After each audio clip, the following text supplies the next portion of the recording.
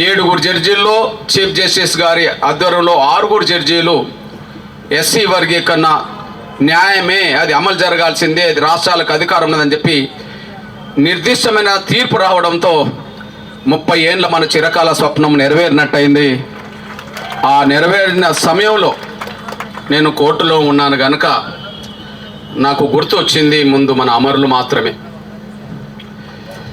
మన శ్రమ ఉన్నది, అందరం శ్రమించాం, కానీ త్యాగాల్లోకి వెళ్ళే త్యాగం ప్రాణత్యాగం.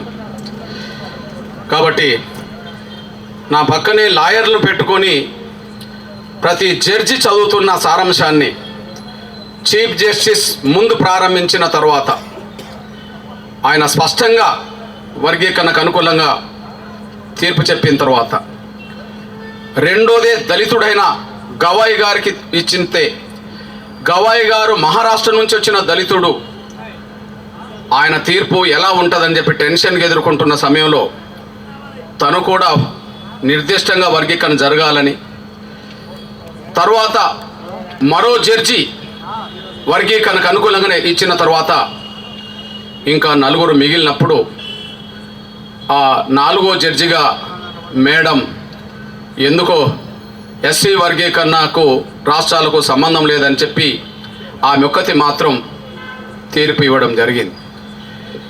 తర్వాత వెంటనే మళ్ళీ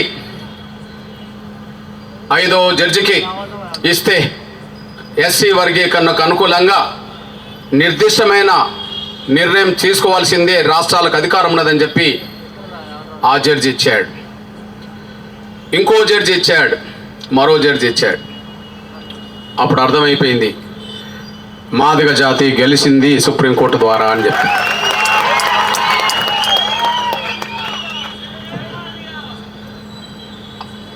ఎప్పుడైతే జడ్జీలందరూ తమ అభిప్రాయాన్ని నిర్దిష్టంగా చెప్పి తీర్పు చెప్పారో కొద్దిగా కళ్ళల్లో